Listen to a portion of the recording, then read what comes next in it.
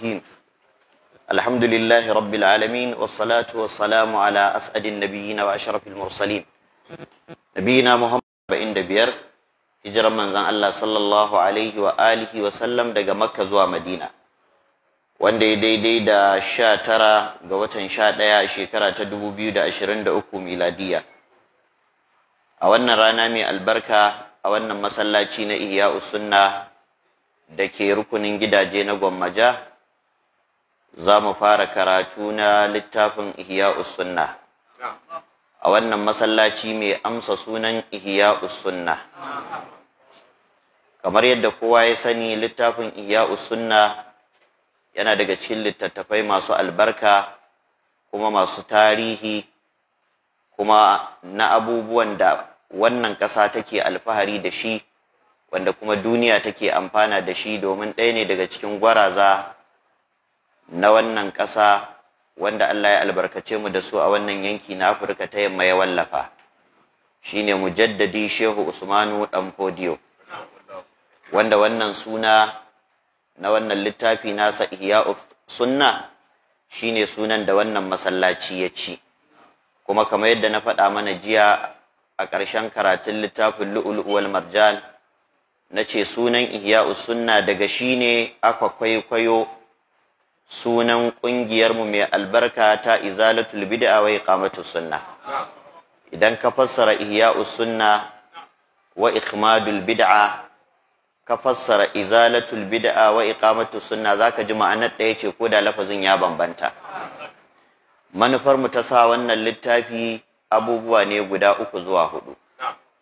Abu na farko, yaɗa sunnar manzon Allah sallallahu alaihi wasallam da kuma yaƙar kishiyarta wacce ita ce bid'a, wadda bid'a malamai sun faɗa illarta da sharrinta ya fi na kafirci, domin shi kafiri ya san kafiri ne shi, amma shi ko mai bid'a matsalarsa tsammaninsa ma shi ne akan daidai, shi bai fahimci yana da cuta ba ballantana ya sha magani.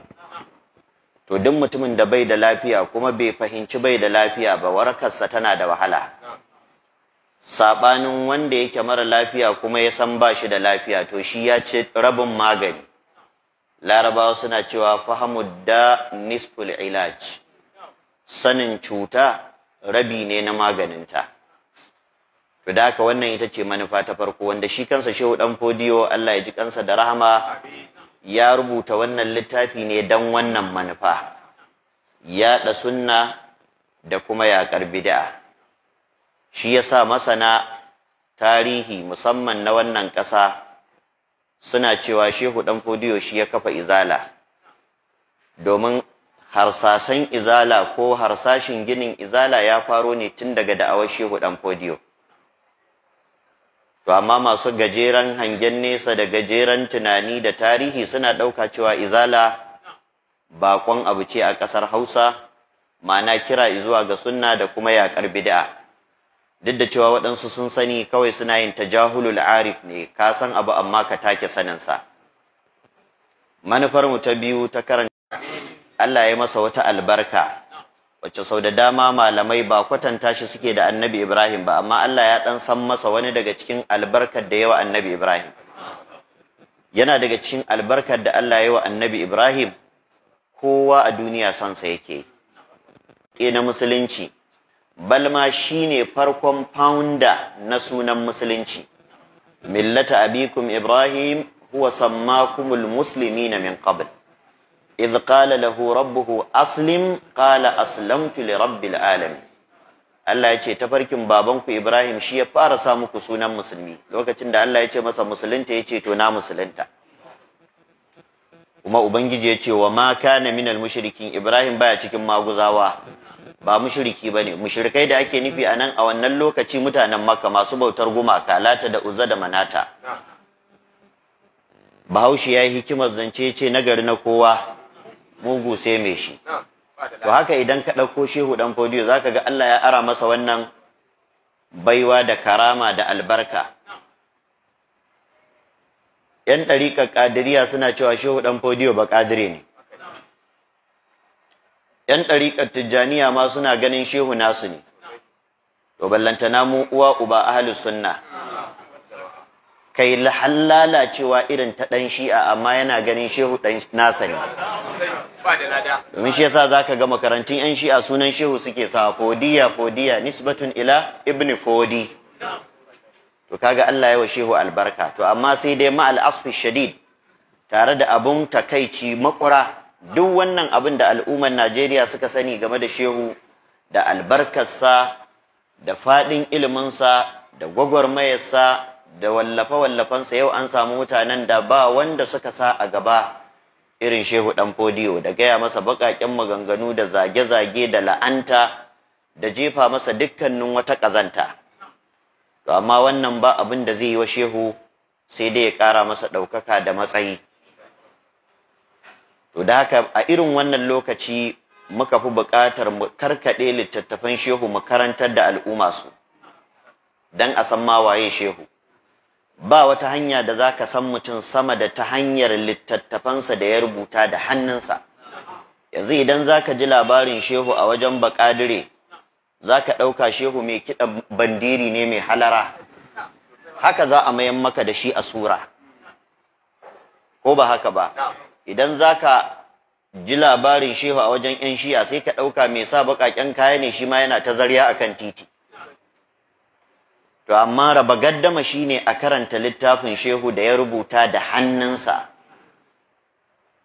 wa kullun yadda'i waslan bi laila wa laila la taqiru lahu bi zaka la yabrabawa suka ce kowa yana cewa ni na laila ne amma ita lailan ta san waye nata da haka ta hanyar karanta littattafan shehu insha Allah za mu san wane ne shehu Uthman ibn Fodi Allah madaukakin sarki ya jaddada masa rahama to sannan manufa ta ƙarshe da muka zaɓi mu karantar da wannan littafi kuma a wannan masallaci don masallacin ya daɗa amsa sunansa ban sani bala Allah a tarihi a gabana an karantar da wannan littafi a wannan masallaci to amma dai zan so a ce ina ma an buga shi sau da dama Allah 1000 miladiya kenan tana da shekara 1754 1754 ya rasu 1817 1817 wanda a hijira ta ma'aiki sallallahu alaihi wasallam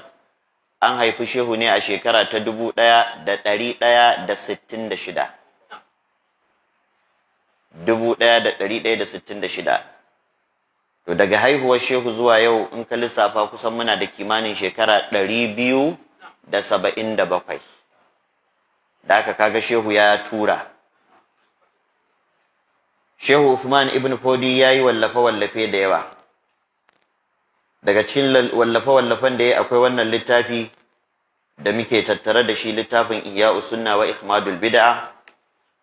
To sannan Shehu daman ya tashi ne a gida na ilimi, wanda malamai sun yabi gidan da Shehu ya tashi da iyayensa da sauransu. Kusan dukkanin abin da Shehu ya samu na ilimi, musamman na farko-farko ya same shi ne a gida. Kamar yadda muka sani shehu an binne shi ne a garin Sokoto wanda yanzu inda yake a binne ana kiransa da suna Hubbare. Mutane suna zuwa suna kai ziyara, ni ma na taɓa zuwa na kai ziyara a wajen. Duk da abubuwa da ake yi wanda suka saba wa aqidar shehu da manhajin shehu na bautar kabari a wajen, wanda muna fatan Allah madaukakin sarki ya sa mutane su gane su waye su daina. Domin bai kamata ba mutumin da ya rayu akan tauhidi ya zama kuma daga baya a kaucewa tafarkinsa a koma ana yi masa abin da shi bai yarda da shi ba lokacin da yake raye. Irin abin da kafirai suka yi wasu daga cikin annabawa kamar annabi Isa, lokacin da Allah madaukakin sarki ya ɗauke shi mutanensa sai suka canja daga kan tafarkin da yake akai sai suka koma wani abin na daban. Kamar yadda yake faɗa falamma tawaffaitani kunta anta raqiba alaihim wa anta ala kulli shay'in shahid. Bayan ka ɗauke ni kai ka ci gaba da kula da su, da haka duk abin da suka yi sun yi ne bayan bana na. To Allah madaukakin sarki ya ji kan shehu ya ƙara masa rahama.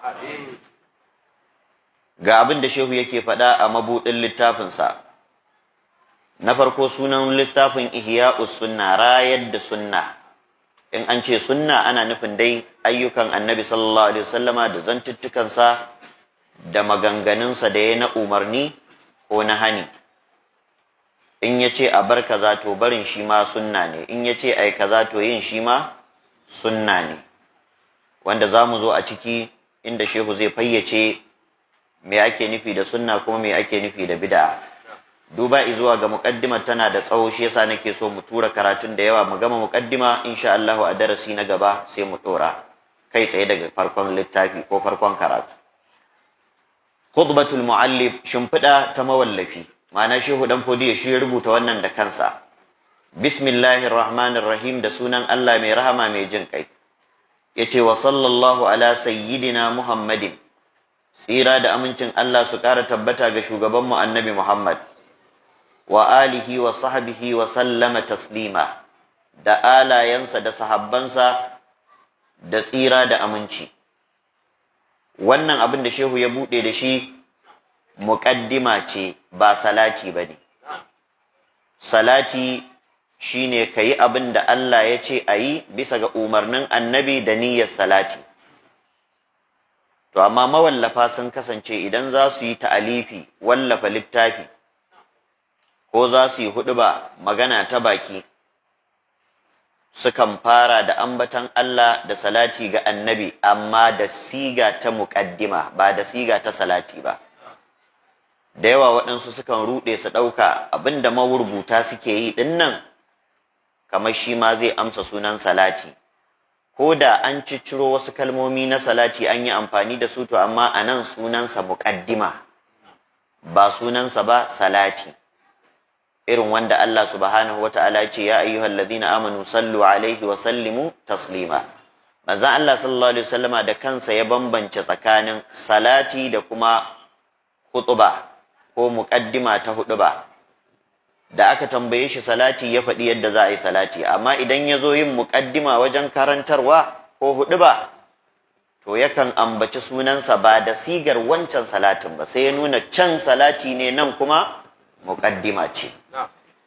Domin yakan ce innal hamdalillahi nahmaduhu wa nasta'inuhu wa nastahdihi wa na'udhu billahi min shururi anfusina wa min sayyiati a'malina, har izuwa ƙarshe, har yazo fa inna asdaqal hadithi kalamullah wa khairul huda huda Muhammadin sallallahu alaihi wa sallam.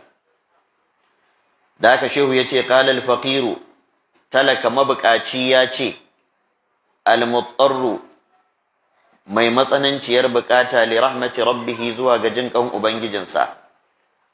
Uthman ibn Fodi, Uthman ibn Muhammad, Uthman dan Muhammad ibn Uthman dan Uthman al-mashhur ibn Fodi, wanda ya fi shahara da sunan dan Fodiyo. Taghammadahu Allah bi rahmatihi, amin. Allah ya lullube shi da rahmarsa, amin.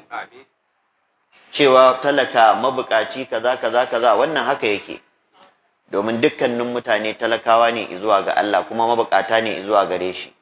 Ya ayyuhan nasu antumul fuqara'u ila Allah wallahu huwal ghaniyyul hamid. An gane ko? To da ka yace alhamdulillahi alladhi rafa'a imadas sunnati, godiya ta tabbata ga Allah da ya daga ginshiki na ginin sunna, wa a'la manaraha, kuma ya ɗaukaka hasumayarta, wa khafada wujudal bid'ati, kuma ya rankwafar da samuwar bid'a, wa kashafa anwaraha, wa kasafa kuma ya kisfe anwaraha, kyalkyalinta. Bid'a tana da kyalkyali, to amma Allah ya dakushe kyalkyalin bid'a, kyalkyal banza. Ba za mu ce tana da haske ba, sai dai mu ce tana da kyalkyal banza, kyalkyali na yaudara, kyalkyali irin na kawalwainiya, sarab. Daga nesa kana kallanta kamar abu mai kyau, amma da ka shige ta zaka gane ba mai kyau bace, mummuna ce, tsohuwa ce da jambaki. To da ka shehu yace Allah ya godiya ta tabbata ga Allah da ya wannan aiki, ma'ana daga bid'a, daga sunna da rusa bid'a ba aikin mutum bane, aikin waye? Allah ne. Yuriduna li yutfi'u nurallahi bi afwahihim wallahu mutimmu nurihi walau karihal kafirun. Wa awdaha shawahid al-haqiqa, kuma Allah ya fayyace shaidu na haƙiƙa wanda suke tabbatar da ɗaukaka sunna da rusewar bid'a. wa azhara asraraha kuma ya fito da asiran waɗannan shaidu na haƙiƙa ta yadda kowa in ya gani sai dai ya ƙi amma ba dai ya kasa gamsuwa ba. Wa kashafa turuqal abatil kuma Allah ya yayi hanyoyi na barna wa damasa atharaha kuma ya shafe gurbin su, ma'ana ya hana musu tasiri. Wa bayyana manahijal haqa'iqi kuma Allah ya bayyana hanyoyi na gaskiya. Wa shayyada aswaraha kuma ya ƙarfafa ganuwarsu, ma'ana katangar da take kewaye da su. Kalmar aswar jam'i ne na sur. Sur shine babbar katanga. Wa duriba bainahum bisur. Wa amara bittiba'i sunna kuma Allah shi yayi umarni da abu sunna. Wa alzama itharaha kuma ya tilasta mana mu fifita ta akan komai akan kowa. Da haka kaga wannan zai nuna maka shin shehu yana jin wani abu yafi sunna ko yana jin sunna tafi komai? Sunna tafi komai. Balma a aqidar shehu wajibi ne kuma hakan ne ka fifita dukkan abin da yazo daga annabi akan dukkan wani wanda ba shi ba. Wa afdalus salati wa atammut taslimi mafi tsadar salatai da mafi cikar miƙa wuya da sallamawa ala sayyidina bisa ga shugabanmu Muhammadin annabi Muhammad sallallahu alaihi wasallam wa ala alihi da iyalansa wa sahbihi da abokansa ajma'ina baki daya. Wa radiyallahu ta'ala kuma Allah madaukakin sarki ya ƙara yadda anis sadati tabi'ina daga shugabanni ababan bi wal ulama'il amilina kuma malamai masu aiki da gaske wal a'immatil arba'atil mujtahidin da shugabannin nan guda hudu masu kokari wajen yada addini da karantar da shi da karantarsa wa muqallidihim da masu koyi da su ila yawmiddin har izuwa ranar sakamako. A'immatul arba'atil mujtahidin yana ishara ne zuwa ga a'immatul mazahibil arba'a Malik, Shafi'i, Ahmad, Abu Hanifa. Shehu yace amma ba'du bayan haka fa hadha kitabu ihya'is sunnati wannan shine littafin ihya'us sunna wa ikmadil bid'a da kuma ikmadul bid'a raya sunna kashe kyalkyalin banza na bid'a nafi'un insha Allah. Shehu yace littafin mai amfani ne in Allah ya so liman awwala alaihi fi aqidatihi wa mu'amalatihi ga wanda ya dogara da shi wajen aqida da mu'amala. Da haka littafin ihya'us sunna zai yi bayani akan wasu abubuwa na aqida sannan kuma zai yi bayani akan wasu abubuwa na mu'amala. To dukkan wanda ya dogara da shi ta fuskar abin da ya zo da shi na aqida da na mu'amala to insha Allah zai amfane shi. Shehu yace warattabtuhu na tsara shi ala abwab bisa ga tsari na babi babun kaza babun kaza babun kaza. Akan yi littafi akan tsarin fasali kaza fasali kaza wanda malamai suka ce farkon wanda ya fara yin babi shine Malik ibn Anas. Imam Malik a Muwadda aka fara littafi mai babi shine awwalu man sanna tabwib wa Malik ibn Anas. Shehu yace li yakuna kullu babin mustaqillan bi nafsihi domin kowane babi ya zauna mai cin gashin kansa fil ma'anal murad bihi dangane da ma'anar da ake nufi da shi. Da haka kowane babi idan aka faɗi abin da za a faɗa a babin to duk abin da za a faɗan zai takaita ne a iya cikin babin. In aka gama aka shiga wani to kuma sabon magana ake yi. Fa yakunu aysara lil fahmi da haka ne littafin zai zamo mai saukin fahimta ga wanda yake so ya fahimta wa ahwana kuma mai sauki ala man yuridu ay yutali'a mas'alatan muayyana ga wanda yake so ya bincike a cikinsa akan wata mas'ala keɓantacciya bi hasbi ma huwa mawjudun masturun fihi gwargwadon abin da yake samamme a cikinsa kuma rubutacce a cikinsa.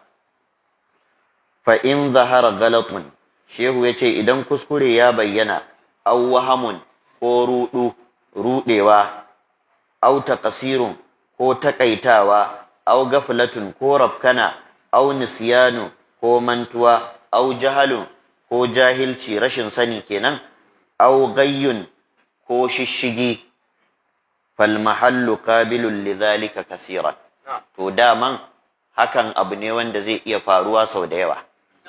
Mana in dai ɗan adam ne zai rubuta littafi to za a iya samun kuskure a ciki, domin shi ɗan adam ɗin tawayayye ne, shi ko tawayayye dan yayi tawaya ba abin mamaki bane. An gane ko? Kuma wannan duk yana daga cikin babun tawadu'u. A madadin shehu ya kururuta kansa shine kaza shine kaza shine kaza, to wannan baya daga cikin ɗabi'a ta magabata na kwarai, baya daga cikin ɗabi'a ta mutanen kirki. Mutanen kirki kullun tawadu'u suke yi, suna kankan da kansu, shi kuma Allah yana ɗaga su. Wannan duk maganganun da shehu ya faɗa ba su rage masa komai na daraja ba, kuma abin da ya faɗa ɗin haka ne, domin Allah shine kamili. Manzo Allah kuma ya ce man tawada'a lillahi rafa'ahu Allah, duk wanda ya kankan da kai dan Allah, shi kuma Allah sai ya ɗaga shi. In ka ce baka isa ba tare da Allah ya baka isa, dan ka tabbatarwa da Allah shi kadai isa, to shi kuma sai ya nuna ka isa, sai ya ɗaga ka a cikin bayansa. Da haka shehu ya ce duk waɗannan abubuwa idan an same su a littafi na ba mamaki bane, ba sabon abu bane ba. Sai ce wa huwa minni wa minash shaitan, kuma daga gare ni ne daga kuma shaitan. An gane ko? Wannan yana daga cikin ɗabi'a ta magabata. Abdullahi dan Mas'ud duk lokacin da ya gama huɗuba ko karantarwa sai ya ce duk abin da aka ji na daidai daga Allah ne, duk abin da aka ji na kuskure daga ni ne daga shaitan. Ba ruwan Allah da wannan, Allah ka yafe mu. To da haka shehu ya ce duk abin da aka samu na kuskure to daga gare shi ne kuma daga shaitan. Domin magabata ba sa jingina wa Allah kuskure, ko da shi ne da ikon kaddara musu su yi kuskura, amma bisa ga ladabi ba ka jingina wa Allah kuskure, ka ce in na yi kuskure daga Allah ne, wannan ba a yi. Wa sadaqa Allah wa rasuluhu, Allah da manzansa sun yi gaskiya.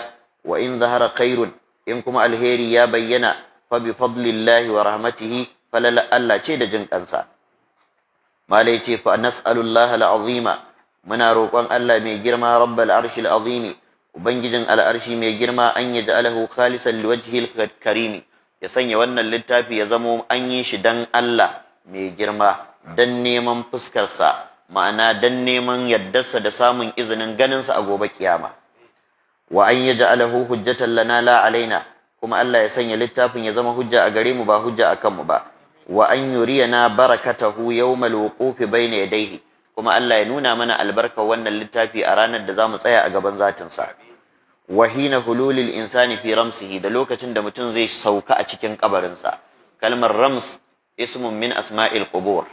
An gane ko? Suna ne daga cikin sunayen kaburbura da larabci, akan ce da kabari ramsu. Da haka hululil insani fi ramsihi ay fi qabrihi. Wa an yanfa'a bihi man talabahu, kuma shehu ya ce ina roƙon Allah ya amfanar da wannan littafi ga duk wanda ya neme shi, ma'ana ya nemi ilimi a cikinsa ya karanta shi. Au hadda alaihi, ko ya zaburar da mutane akan su karanta saboda amfanin da ya sani yana ciki. Au kasabahu, ko ya rubuta ya bayar ko ya siya ya raba, irin yadda muka ga gashi da yawa wasu bayan Allah suna ta siyowa suna bayarwa a raba, to kai ma Allah ya haɗa ka a cikin ladan. Au katabahu, ko ya rubuta shi da kansa, au dala'ahu, ko ya tsinkaye a cikin sa, au nazara fihi, ko ya bincike a cikin sa, wa atabara, ya dau izina, wa satara, kuma ya rufe asiri na kurakuran da ya gani. Shehu yace wa nas'alul maghfirata, wa nas'aluhu al maghfirata, kuma muna roƙon Allah gafara, war rahma, da jin kai, wal iqala, da saryar da zunubai. An gane ko? Wal afwa, da kauda kai, wa satara al'aurati, da sitirta tsiraici, ma'ana duk abin da zamu yi na tsiraici da kasawa ta fuskar ilimi da dan adantaka, to muna neman Allah ya sitirta mu. Wa ta'minad da'awati, kuma muna roƙon Allah ya amsa mana addu'o'in da zamu yi ko muke yi a cikin littafin, domin sau da dama idan shehu ya gama mas'ala a ƙarshe sai yayi addu'a, yakan rufe ne da addu'a. To duk wannan addu'ar da za a yi muna roƙon Allah ya amsa.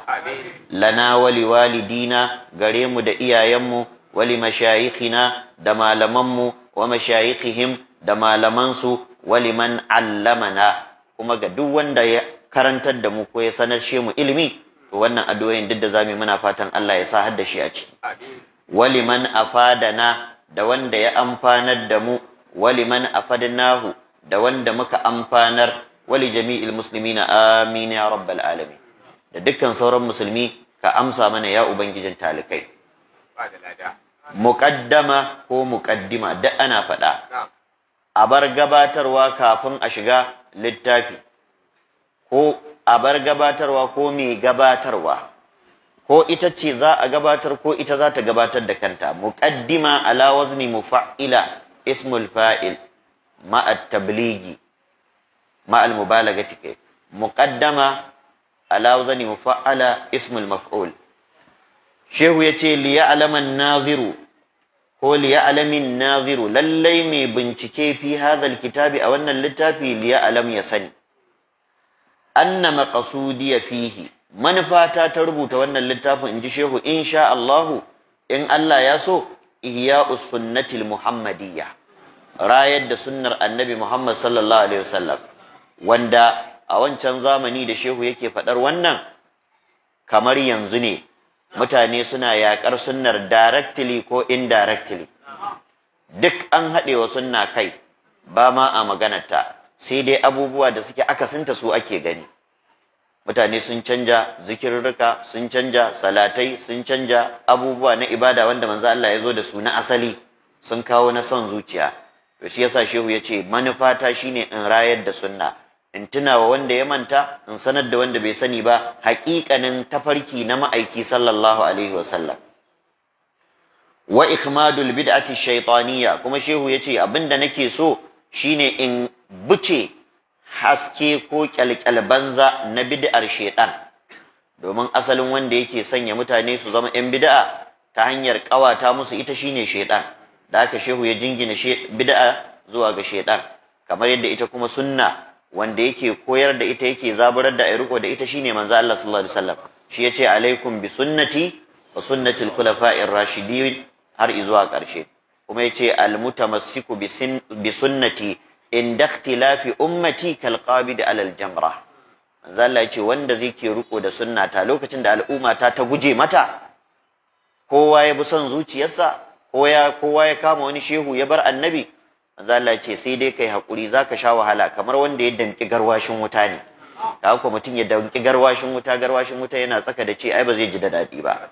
To haka sunna za ta kasance. To haka shehu da almajiransa suka sha wahala sai da ta kai su ga yaki. To haka irin abin da ya faru a ƙarshen zamani a 'yan kwanakin nan bayan bayyanar ƙungiyar jama'atu izalatul bid'a wa iqamatus sunna, an kashe mutane da yawa kawai saboda sun ce su sunna za su bi. An kori mutane da yawa daga gidajensu, an kore su daga garuruwansu, an raba musu aurensu da matayensu, an daina siya a wajensu, an daina siyar musu. To haka sunnar ta gada, haka manzo Allah ya faɗa. Shehu ya ce wa in kanatin niyyatu, duk da niyoyi la takhlu min an khalalin, baka raba ta da dan sofani da dan waɗansu kurakurai. Ma'ana dai har yanzu shehu yana ta tawazu, baya so ya tsarkake kansa ya ce yayi ne da kyakkyawan niyya dan Allah kaza, a'a, har yanzu yana tawazu a cikin lafazi. Niyyarsa ba za ta kubuta ba daga wani abu wanda zai iya zamowa kuskure a tattare da shi. Daka wala tuzakku anfusakum ce yake ta aiki da ita. Wa naqasin, kuma niyya ba za ta kubuta ba daga tawaya. Walaysa maqsudi fihi hataka astarin nasi. Shehu yace ba manufata a cikin littafin Ihya'us Sunna shine in fallashi mutane, in tona musu asiri, in ci mutuncin su ba. To amma duk da haka shehu ba zai kubuta ba. Duk mutumin da zai magana akan sunna sai an masa sharrin da yana zagin wasu, ko yana cin mutuncin wasu, ko ba shi da kunya. Manzo Allah kansa da yazo da addinin musulunci sai da aka gaya masa haka, yana zagin gumaka, yana raba zumunci, yana raba mata da mazansu, yana raba ƴaƴa da iyayensu, yana kaza yana kaza. Ka karanta hadisin Hiraqal da Abu Sufyanu yake gaya wa Hiraqal waye annabi da Hiraqal ya tambaye shi. Yace wani ne dan cikin mu yazo ya tadda mu kanmu a hade kaza kaza kaza, yake zagin iyayen gidajen mu, yana raba kan ƴaƴa, yana raba maza da mata, yana kaza, yana yanke zumunci. Diye wa manzo Allah wannan kasabin lokacin bai musulunta ba. Da ka dan yau kana da'awa zuwa ga sunna, an kira ka da fitinanne, an kira ka da kaza, ba sabon abu bane. shi kansa annabi da aka gaya masa haka Allah ya rarrashe shi yace annabawan da suka gabace kama an gaya musu haka ma yuqalu laka illa ma qad qila lirrusuli min qablika duk abin da za a gaya maka an gaya wa annabawa kafin ka ba wata magana da ba a gaya wa annabi ba wani annabi ba kafin ka an ce wa annabawa mahaukata an ce da su matsafa an ce kaza duk dan wai a hana mutane su fahimce su a hana mutane su alaka da su amma hakan bai hana mutane sun fahimce su sun yi imani da su sun bi su ba yanzu abin da ake ta gaya wa izala na sharri da kazafi da kage rage ta yi ko ƙara ta yi hasada ce ga mai rabo taki a ce ai yan izala suna zagin iyayensu ba sa girmama iyayensu yan izala suna ba wa iyayensu mata jaki wai ladan goyo suna ba su jarkan nono ko drum ɗin nono wai ladan nonon da suka sha dan izala an binne shi wai an je an tona kabarin an ga ya koma jaki duk wannan duk an gama amma izala sai shi yasa Abu Sufyani ya gaya wa Hirakal sarkin Rum yana fa kafiri amma ya gaya wa Abu Sufyanu yace yaya mabiyansa suke raguwa suke ko karuwa yace karuwa suke yace to sai dai ku yi hakuri haka mabiyan annaba suke za ku yi ta suka amma ba za ku hana su ba kamar wutar daji in suka fara ci suke yi ya ta tambaye su wasu abubuwa in ya bashi amsa sai ya ce to wallahi a ƙarshe ya ce wannan mutumin da kuke gani ba fa za ku iya hana shi ba sai dai ku yi haƙuri kuma ba ni ina gaya maka har kujeran nan tawa da nake kai sai ya mamaye ta kar ku yi tunanin za ku iya tare shi a iya maka wallahi har wannan kujerar tawa sai ya mamaye ta kuma haka aka yi a ƙarshe a zamanin sayyidina Umar sai da aka ci har Rum da yaƙi gaba ɗaya sai da manya-manyan daulolin kafirci suka dawo ƙarƙashin musulunci to wannan yana nuna maka in kai ma yau mai adawa da sunna ce kai haƙuri ka mai da wuƙar ba za ka iya ba in rana ta fito tafin hannu baya iya kare ta ba don wata hikima ta Allah ba baya saurin taimakon gaskiya sai ya gama barin ƙarya ta barin ƙasa ta cika sai nuna mata tasirin gaskiya lokacin da Shehu Dan Fodiyo fa ya bayyana kamar yadda mawallafa suke faɗa kamar yadda shi ma Shehu ya rubuta a wasu sauran littattafansa idan za a kira mutane a ƙasar Hausa in za a yi shela ca ake ya ku ƙadirawan Shehu saboda ƙarfin ɗariƙar ƙadiriya a lokacin Tijjaniya ma bata zo ba Shehu bai san Tijjaniya ba dan Shehu ya girmi Shehu Tijjani har aka yi Shehu Dan Fodiyo aka gama shi Shehu Tijjani ma ba a haife shi ba Shehu ya wuce na gaba ya gaba da haka shi Shehu bai ma san Tijjaniya ba to amma Qadiriyya wacce ita ce tafi dadewa tunda Shehu Abdul Qadir an yi shi ne tun karni na 7 tun hijira tana da shekara 700 aka yi shi da Abdul Qadir Jilani da haka Qadiriyya ta yado Shehu Ahmad Tijjani Shehu Inyas Shehu Ibrahim Inyas ai dan kwanan nan ne shekara 70 ne fa maganar lokacin Saddauna ake yi aishi ai rasuwarsa lokacin Saddauna ne Shehu Ahmad Tijjani dai dariƙarsa bata mamaye ƙasar Afirka ba ko da an haife shi a lokacin har Shehu Dan Fodiyo ya gama yayin sa ya wuce ai ba maganar Shehu Ibrahim ake ba ba kai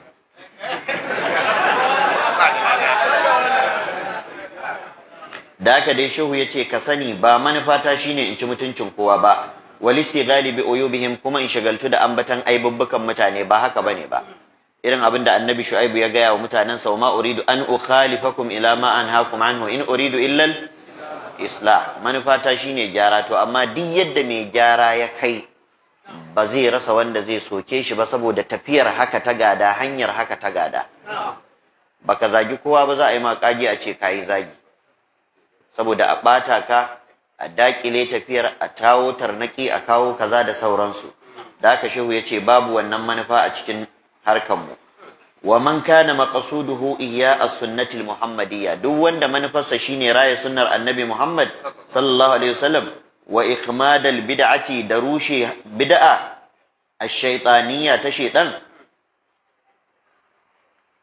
li bazli nasihati ta hanyar baza nasiha lil muslimina ga musulmai fallahu al-mas'ulu fi i'anatihi Allah shine abin roƙo wajen ya taimake shi kar kai tsammanin zaka samu taimako ta wajen wani in ba Allah ba wa man nasru illa min indillahi al-aziz al-hakim wa man kana maqsuduhu hatku ko hatka astarin nasi, duk kuma wanda manufarsa shine cin mutuncin mutane, wal ishtigala bi uyubihim, da shagaltuwa da aibubbukan su, fallahu hasibuhu wa sa'iluhu, ya sani Allah zai masa hisabi kuma zai tambaye shi. Da haka abin da shehu yake nufi, ba a fakewa da wa'azi a ci mutuncin mutane. Mai wa'azi ya kyautata harshe, amma fa ya sani duk kyautata harshen da yayi kuma za a yi masa sharrin zagi. An gane ko? Domin duk lokacin da ka ce ai sunna, to ko ka yadda ko kar ka yadda, mai bid'a ji yake ka kashe masa kasuwa, ji yake ka gaya masa bakar magana, ba sai ka zage shi ba, baka bukatar zagi. Kalmar ai sunna kadai ta fi ka dura min ashar zafi a wajensa. Shehu ya ce li'anna man yattabi aurata akhihi, domin duk wanda yake bin al'aurar dan uwansa, ma'ana yake bibiyarsa dan ya gano laifinsa, yattabi illahu auratahu, to ya sani shi ma Allah sai ya bi tsaraicinsa, sai ya tona masa asiri kuma sai ya kunyata shi, hatta wa yafdahu, da haka har Allah ya kunyatar da shi, walau fi jawfi baitihi, ko a cikin gidansa ne. Wal mu'minu, shi mu'minin kwarai, yaltamisul ma'azir, kullun yana nema wa mutane uzuri ne da hanzari. Wal munafiqu, shi ko munafiki, yattabi'ul uyub ko yatba'ul uyub, shi aibin mutane yake bi, ma'ana yana daga cikin ɗabi'un munafurci, kullun kai so kake kaga inda wane yayi ba daidai ba, kullun kai so kake kaga inda wane yayi kuskure. To wannan ba ɗabi'a ce ta musulmin kwarai ba, ɗabi'a ce ta munafikai. Shi musulmin kwarai ko kuskure aka yi yana ƙoƙarin ya bawa masu kuskuren mafita in za ta yi. An gane ko? Kamar yanzu abin da ake ta tattaunawa ne akan yan hizba sun je kaman karuwai sun daddamke su. To yanzu dan Allah, tsakaninka da Allah, in kai mai hankali ne, yanzu kamun da ɗan hizba yayi wa karuwa, ana nufin kamun da yan iskan gari suke wa karuwai ne? Shi ya kama ta ne dan me? Dan ya sa ta a mota a kai ta a daure ta, ko a kai ta a yi mata hukuncin da ya dace da ita. Kuma wai yanzu karuwa ce ma har take da kimar a kama jikinta, ita da take sai da jikin. Amma wasu zaka sha mamaki, wai da wannan suka fake suke so su zagi hizba, suke so su ci mutuncin hizba, suke so su kawo tarnaki akan aikin alkhairi da ake. Wannan kuskure ne, wannan ɗabi'a ce ta munafurci. Wallahu fi auni al-abd, shi Allah yana cikin taimakon bawansa ne, ma dama al-abd fi auni akhihi, matakar bawa yana cikin taimakon dan uwansa. Shehu yace wa fil muwatta, hadisi yazo a muwatta ta Imam Malik, la tanzuru fi dhunubin nasi, kada ku rinka bibiyar laifuffukan mutane, ka annakum arbabun, kamar ku iyayen gijinsu ne.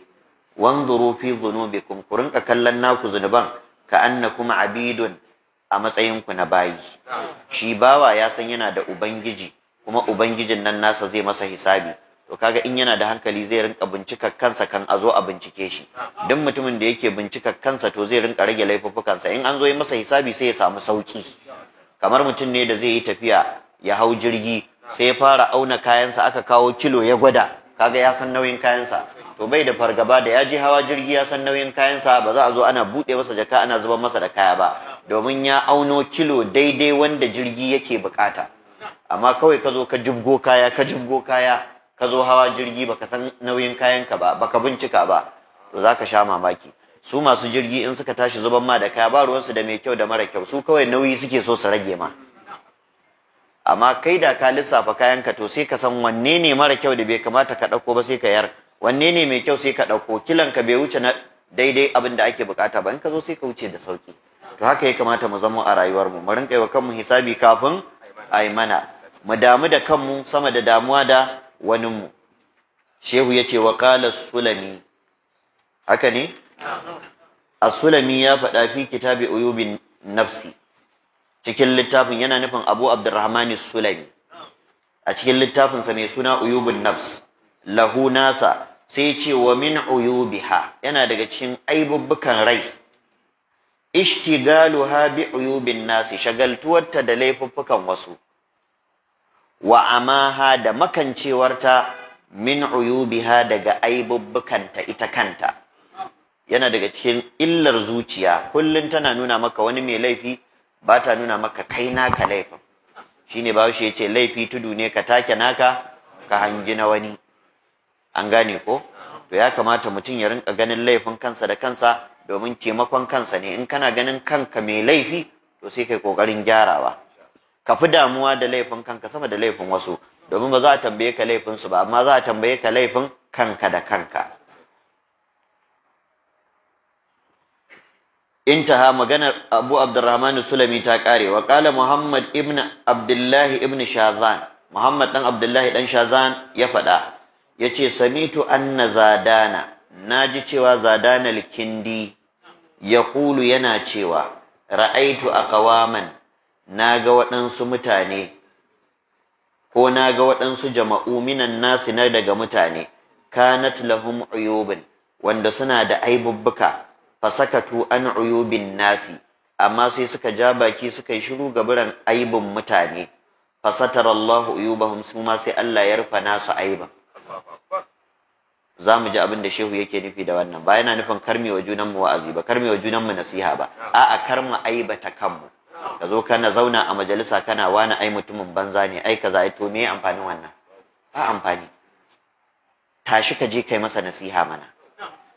Rufe kofar nasiha shi ya buɗe kofar gulma. In dai al'umma za ta yi nasiha za ta zauna lafiya, ba za ta yi gulma ba.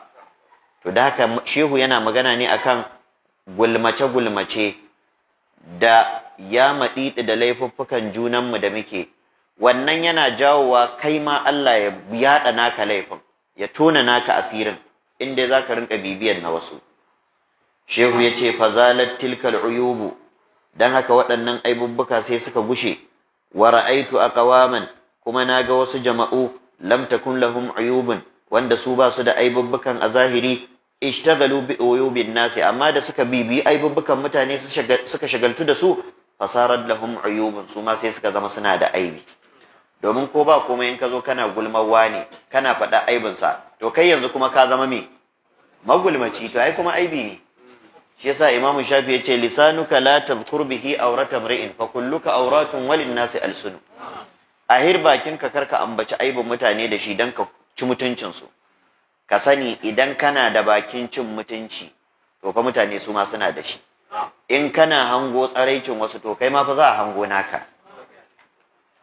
Wa idza alimta, idan ka san anna ta'arruda li hatki astarin nasi, yin karan tsaye dan keta asirin mutane da cin mutuncin su, wal ishtigali bi uyubihim, da shagaltuwa da aibubbukan su, khatarun kabir, abu ne mai hadari babba, wa dhanbun azim, kuma zunubi ne mai girma. To in ka fahimci wannan, shehu yace fa'alam, to ka sani anna musawwigal inkari alaihim shay'un asir, abin da zai sa kai wa mutane nasiha ko fada, to fa sai abin da girmansa ya kai girma. Bal muta'azzirun, kai abu ne ma wanda yake wani lokaci kamar ba zai samu ba. Idh qala Sheikh Izzuddin ibn Abdussalam, yace domin Sheikh Izzuddin ibn Abdussalam, wanda ake wa laqabi da Sultanul Ulama, sarkin malamai, babban malami ne daga cikin malaman musulunci, ya rayu karni na 3 zuwa 4. Yace al-inkaru, inkari muta'alliqun bima ujmi'a ala ijabihi, baya yiwa sai ga abin da malamai suka yi ijma'i akan yin sa wajibi ne. To idan mutane ba sa wannan abin, to ya zama wajibi malamai su yi musu fada. Ga abin da yake na wajibi an bashi, to dole ne malamai su magantu. An gane ko? Au taharimihi, ko abin da aka yi ijma'i akan yin sa haramun ne, to dole ne a magantu idan mutane suna yi. Kamar abubuwan da suke faruwa na fatsarar 'yan wasan Hausa da sauransu, wai kuma suke so a ja baki a yi shiru. Su kansu sun faɗa fa junansu, abin da suke sun san ba daidai bane. Wa shahidu ala anfusihim annahum kanu, su da kansu sun san fa abin da suke. Wa shahida shahidun min aliha, amma kuma suna so a yi shiru. Inda wani abu ne na sabanin mazhabobi, mazhaba kaza ta ce ayi, mazhaba kaza ta ce kar ayi, to malamai ba sa kumfan baki akan wannan. Ko maganar maulidi, abin da nake ta faɗa kullum, da masu maulidi ba su ce addini ba ne, sun ɗauke shi bikin shekara, anniversary, wasan gargajiya wa zai magana akai? Ba wanda zai magana. Amma inda matsalar take cewa addini ne, to kaga shi ku addini qala Allah ne qala Rasulullah, dole ne a tambaye ka anna laka hadha. Faman taraka makhtulifa fi wujubihi, duk wanda ya bar abin da aka yi sabani cikin wajibcinsa, aw fa'ala makhtulifa fi tahrimihi, ko ya aikata abin da ake da sabani wajen haramcinsa, fa in qallada ba'd al-ulama, idan yayi riko da maganar wasu daga cikin malamai ne fi zalika a cikin haka, fala inkara alaihi, ba ai masa inkari. Yanzu a mazhabar Imam Abu Hanifa ana yin qabalu, amma ba kirji ake kamawa ba, cibiya ake kamawa da ciki. Ka taba ganin wani malami yazo yana ta faɗa qabalu kar a kama ciki? Saboda akwai cikin malaman mazhaba da wanda yace za a yi haka. Jalsatul istiraha in ana sallah, akwai mazhabobin da ba sa yi, ko ba haka ba? Du'aul istifta, akwai wanda suka ce ba sai an yi ba. Tahiya, akwai mazhabar da tace iya abduhu wa rasuluhu in an tsaya yayi. Duk ba za ka ji malamai suna kumfa baki akan wannan ba, saboda masail ne ijtihadiyya, mas'ala ce ta ijtihadi. Ka'idar ilimi kuma ta ce la inkara fi masailil ijtihad, ba a yi wa mutum karan tsaye ai masa gyara in dai mas'alar ta ijtihadi ce. Amma mas'alar da ba ta ijtihadi ba, kaifi ɗaya ce, to ko kai ne ko ka bari. In kayi, in yi ne kayi daidai, in ka bari, in bari ne kayi daidai. In kayi a lokacin bari, to dole ai maka magana, ko in ka bari a inda aka ce ayi, to dole ai maka magana. Da haka shehu yana so ya wayar mana kai ne a inda ma ake wa'azi da abin da ba a wa'azi a kansa. Sai ce illa ay yuqallidahu fi mas'alatin yanqudu hukmuhu fi mithliha, sai dai idan malamin da kai riko da maganarsa yayi tufka da warwara a cikin mas'alar, to anan dole sai a gyara maka, a saita maka fahimta, da kai tsammanin kaza ne to ba kaza bane kaza ne. Fa in kana jahilan, idan ma wanda ya aikata abu jahili ne bai san abun ba, lam yunkar alaihi, ba a yi masa inkari. In ji shehu, shi jahili ba inkari ake masa ba, koyar da shi ake. Mutum ne bai iya alwala ba, ya zo yi ta facal-facal, zuwa za ka yi kuyi muƙabala? Me za ka yi masa? Ahalari za ka buɗe masa babin alwala, amma ba muƙabala za ka ce a zo a yi muƙabala, ba haka ake alwala. A'a, ca za ka yi tafi makaranta ka koyi alwala, ka kuma mu'amalance shi ta hanyar da ta dace da shi. Wala ba'sa bi irshadihi, ba laifi a nusashe shi ilal aslahi, zuwa ga abin da yake na daidai. Shehu yace wa inna ma lam yunkar alaihi, abin da yasa muka ce ba za a yi masa inkari ba, li'annahu lam yartakim muharraman, domin bai aikata abin da yake haramun ba. Fa innahu la yalzamuhu taqlidu man qala bit tahrimi, da haka ba dole bane sai yayi taqlidi ga wanda ya ce abin kaza haramun ne, tunda shi bai aikata haramcin ba. Wala bil ijabi, kuma bai zama wajibi ba a kansa sai yayi riko da maganar wanda ya ce abin wajibi ne. Shi nan muƙalladi ne, da haka shi matsayinsa bai kai ba na sanin ma abin wajibi ne ko mustahabi ne ko mandubi ko makaruhi. To ana nuna min lokaci, ya kila abin da na so dole mu kai ba za mu kai gare shi ba.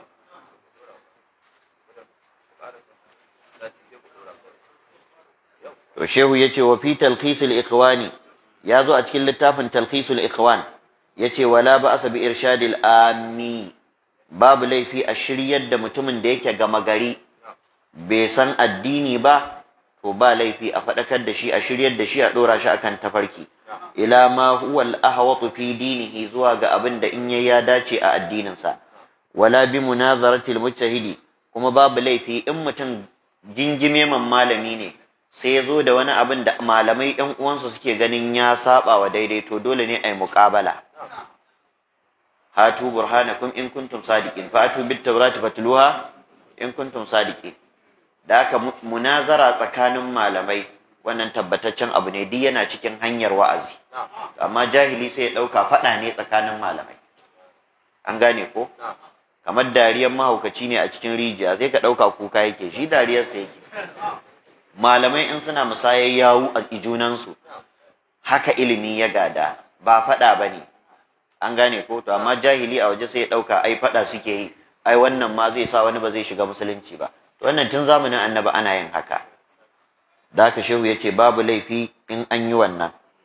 liyarji'a ila dalilin rajihi, domin shi malami komin yadda ya kai da malintarsa zai iya kuskure, to idan ƴan uwansa malamai suka tattauna da shi suka wayar masa da kai, to sai ya dawo zuwa ga dalilin da yafi nasa kwari wanda malamai za su bashi.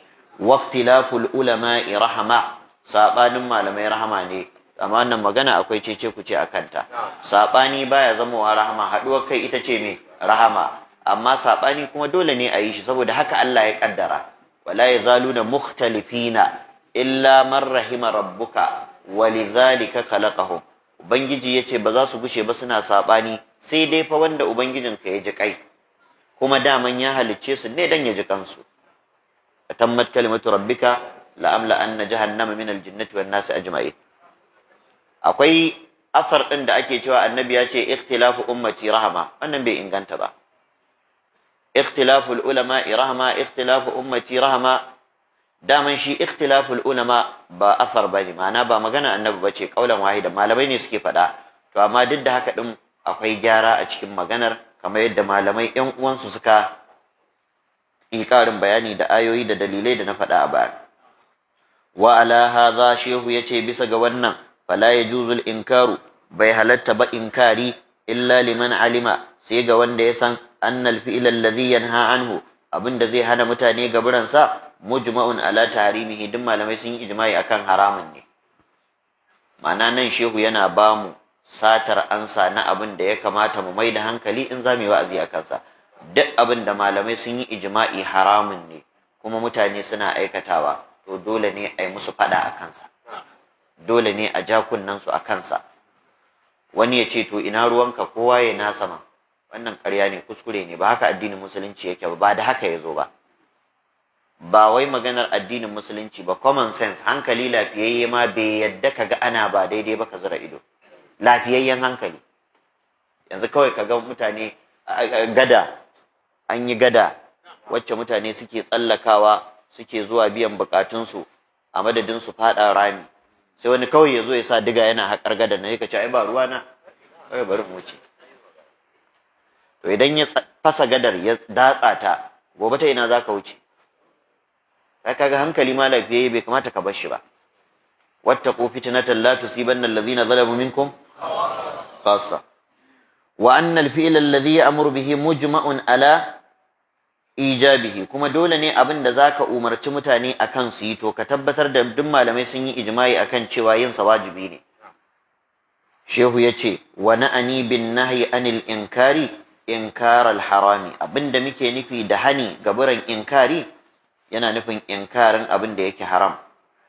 Walau ankarahu inkar al-irshadi, da zaka yi wa mutane gyarawa irin ta nusashewa, ba gyarawa ta abin da suke ba, inkari kai na abin da suke yi haramun bane. Au amara bihi, ko kai umarni da ayi abu amran nusihi, umarni irin na nasiha wal irshadi da hannunka mai sanda, fa zalika nusuhun wa ihsanun, wannan nasiha ce kuma kyautatawa ce. An gane ko? Mana irin abin da muke cewa gyara kayanka, mutum ne yana yin abin da yake mai kyau amma akwai wanda ya fi shi kyau, to kai kuma sai ka ce da shi ya daina mai kyau ya koma yin wanda ya fi kyau, wannan abu ne mai kyau, kuma wannan ba zai kawo faɗa ba zai abin nan ba. Mutum ne yana sallah baya kabalu, sai ka ce da shi koma kabalu, hadisan kabalu su ne tabbatattu, sadalu babu ita. Ina fata an gane. Ko mutum yana alwala wankewa ɗaiɗai, sai ka ce masa a'a rinka yin ukun ya fi lada, haka wannan abu ne mai kyau. Ko mutum ne yana sallah ba hula, sai ka ce masa annabi ba a taɓa ganin yayi sallah ba hula ba, ina ma ka sa hula, haka wannan abu ne mai kyau. To shine irshad na annus. Wa qala ibn al-hindi ya ce rahimahullahu, Allah ya ji kansa da rahama, yace la tata'arrad li kulli man hakama fi mas'alatin min masail al-furu'i, kada kai karan tsaye ga dukkan wanda ya wani hukunci cikin mas'ala daga cikin mas'alolin fiqh na sabani, illa idza alimta anna hukmuhu mukhalifun lil qur'ani was sunnah, sai dai fa in kana da tabbacin cewa hukuncin sa ya saba wa qur'ani ya saba wa sunna. Wa in lam ta'lam, in ko baka san zalika hakan ba, fala tata'arrad li hukmihi, kar kai karan tsaye ga hukuncin sa. Wa in alimta, in ko ka sani anna hukmuhu, cewa hukuncin nasa mukhalifun lil mudawwana, iya littafin mudawwana ta iya saba wa gairiha da waninta, to duk da haka ba za ka yi masa musu ba. Ma'ana shehu yana so ya nuna mana saɓani na mazhabobi wanda ya yi ƙamari a wasu wajaje har yaƙe-yaƙe ake a kansa. Ɗan shafi'iya ba zai bi ɗan hanabila ba, ɗan hanabila ba zai bi ɗan shafi'iya ba, har a yaƙi, har a nemi rayuwar juna. To irin wannan shine shehu yake cewa bai kamata ba. Domin saɓani na matsalolin fiƙihu daman abu ne wanda yake mai yiwuwa. Tun a zamanin annabi sahabbai suna saɓa wa juna a matsalolin fiƙihu, kuma annabi yana zira musu ido baya kwaɓarsu, baya cewa kai da kai saɓa wa wani ba kai daidai ba ko kai ba kai daidai ba. Wani lokaci duk sai bar su haka. Akwai dalilai da hujjoji da yawa da suke nuna haka. An gane ko?